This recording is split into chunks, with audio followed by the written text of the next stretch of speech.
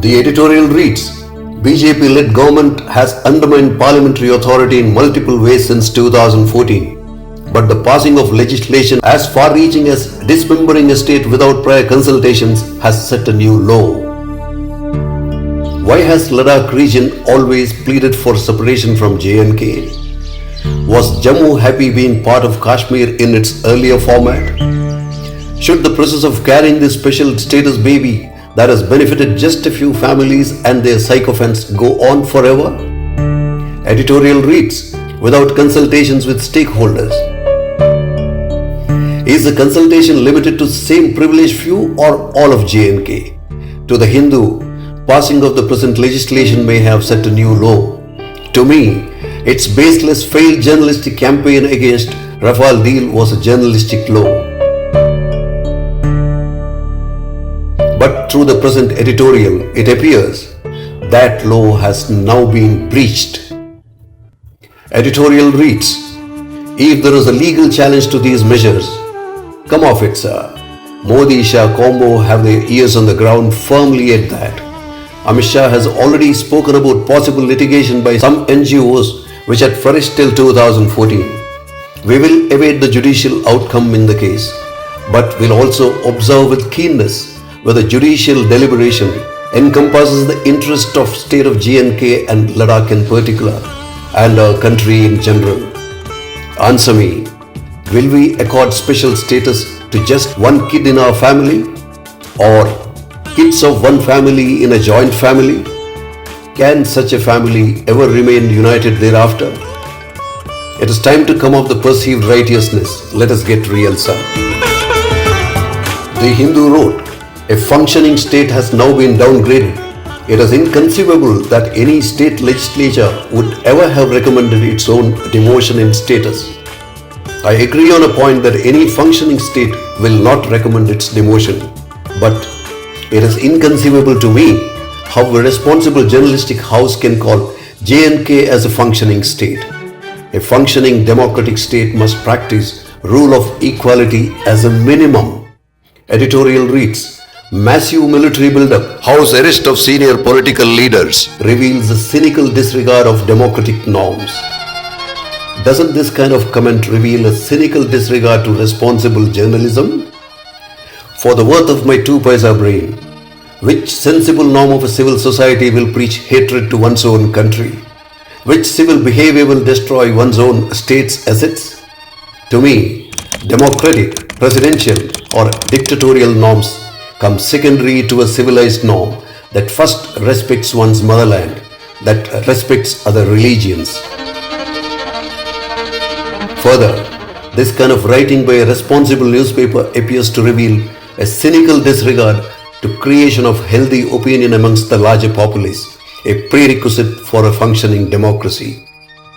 The Hindu wrote, it appears that the current government values J&K for its demonstrative impact before the rest of the country, as a place where a strong nation and its strong leader show uncompromising political will. In other words, an experimental laboratory to show one's muscle power. My. It appears that this writing shows contemptuous disregard to historical truths and demands of a troubled nation due to its ills of ill-conceived partition. It appears that the editorial content has moved beyond commenting on methodology of abrogation and commenting on BJP's avowed ideology of strong nation and decisive leadership. Why, sir? Do we have any problem if we become a strong nation? It appears the Hindu through this editorial has advocated for a weak nation, advocated for a weak leader who is amenable to compromising own will. It somehow appears, it appears to be so to me. Editorial reads, whatever is the intent in enabling the full integration. Hello, sir. I just read the editorial's reasoning that it appears uncompromising political will. Here, it appears that the Hindu has caught the intent, yet now throws up a strange intent on that intent. Appearances can be deceptive is a proverb. Leave that aside. Amit Shah's speech in Rajya Sabha had categorically conveyed what is the intent of this government. how it will leave no stone unturned to achieve that intent. So the very intent of pretending inability to grasp a nationalist party's intent appears to be loaded with unsavory intent to me, sir. Wazir-e-Alam Imran Khan's Pak parliamentary speech has similar undertones. The Hindu wrote, Monday's decision to alter the state's status could have unintended and dangerous consequences. Sir, do I take this as Hindu's prediction or a fear? Taliban may gain control over Afghanistan in the near future. We have no control or choice. Pakistan we created, sir. It appears it was out of greed for power without contemplating the consequences. We gave special status to one state after accession and then added Article 35A by stealth.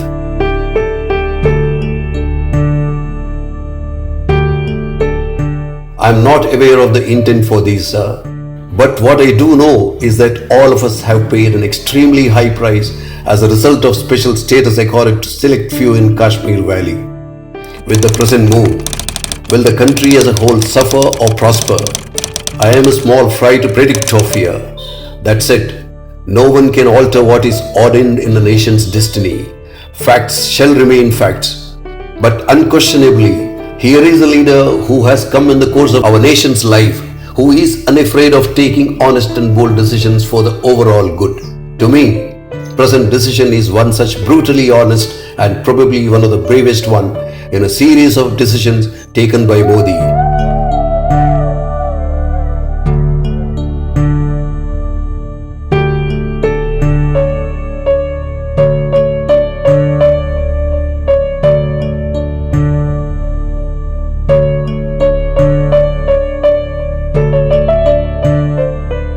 The Hindu may have its intent to doubt Modi's intent.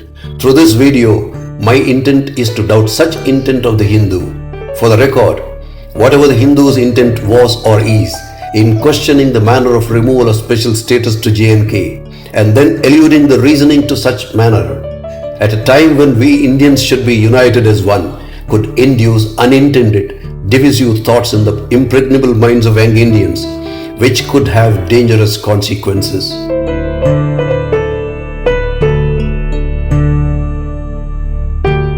Kashmir imbroglio was a running sentence, Pakistan being the stationary fountain.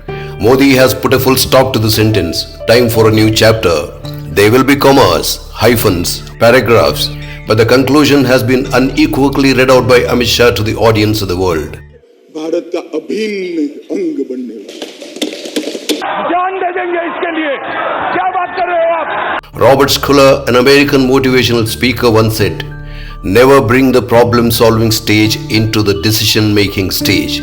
Otherwise, you surrender yourself to the problem rather than the solution." Jai Hind.